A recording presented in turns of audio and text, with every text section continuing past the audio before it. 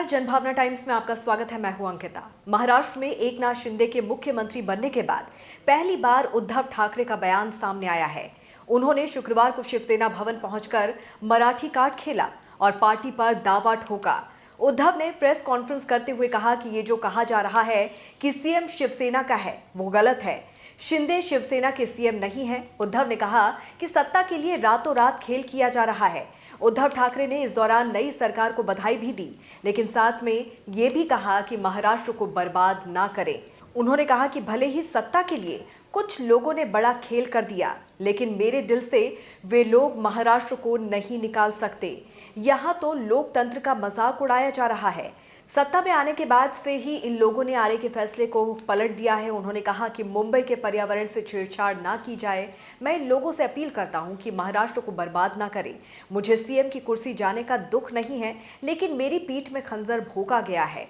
यदि बीजेपी हमारे साथ आती तो कम से कम 2.5 साल तक तो उनका मुख्यमंत्री रहता, लेकिन अब उन्हें क्या मिल गया है। उन्होंने कहा कि अगर अमित शाह ने मुझसे किया वादा पूरा किया होता तो अब महाराष्ट्र में बीजेपी का मुख्यमंत्री होता।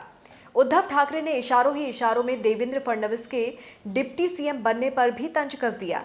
दरअसल 2019 में बीजेपी और शिवसेना के बीच इसी बात पर मतभेद हुआ था। उन्होंने कहा कि ये जो कल हुआ, मैं पहले ही अमित शाह से कह रहा था कि 2.5 साल शिवसेना का मुख्यमंत्री हो, और वही हुआ। पहले ही अगर ऐसा करते तो महाविकास अघाड़ी का जन्म ही नहीं होता।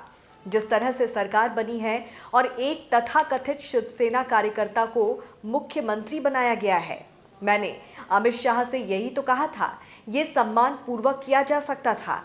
अब एकनाथ शिंदे को सीएम बनाने को लेकर उद्धव ठाकरे ने तंज कसा है कि शिंदे को सीएम बनाने से बीजेपी को क्या मिल गया। यही नहीं, एक बार फिर से मराठी कार्ड खेलते हुए उद्धव ठाकरे ने कहा कि मैं महाराष्ट्र की जनता का आभारी हूं। मैं वचन देना चाहता हूं कि मैं कभी भी सत्ता के लिए गद्दारी नहीं करूंगा। सत्ता आती है जाती है। उन्होंने कहा कि एकनाथ शिंदे और बागी विधायकों से हमने बात की, लेकिन वे माने नहीं। साफ है, ये घटना रातों रात की नहीं है, बल्कि लंबे वक्त से ये खेल चल रहा था और उसी का ये नतीजा है।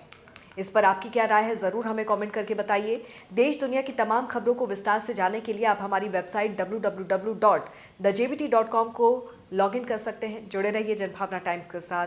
नमस्कार।